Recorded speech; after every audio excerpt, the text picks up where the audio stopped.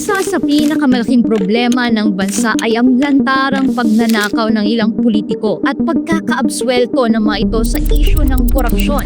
Kaya naman, ayusin natin ang Pilipinas.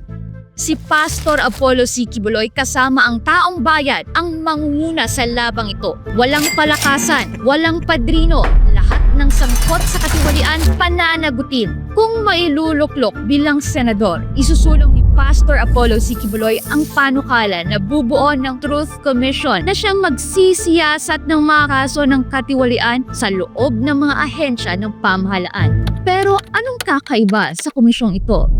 Ang mga miyembro ng Truth Commission ay hindi lang mga opisyal, kundi mga ordinaryong mamamayang Pilipino. Ayon kay Pastor Quiboloy, ito ay magiging isang jury system. Taong bayan mismo ang huhusga sa mga questionableng paggamit ng pera ng bayan. At para sa mga matitinding kaso ng katiwalian, lalo na yung mga opisyal na nagdulot ng matinding pinsala sa kapakanan ng publiko at interes ng bansa, ano ang parusa? Death penalty. Naniniwala si Pastor Quiboloy na walang puwang sa lipunan ang mga magnanakaw sa kaban ng bayan. Kung gusto mo ng totoong pagbabago at hustisya para sa bayan, suportahan natin si Pastor Apollo C. Quiboloy sa Senado. Sama-sama nating bantayan ang kaban ng bayan. Number 53 sa balota.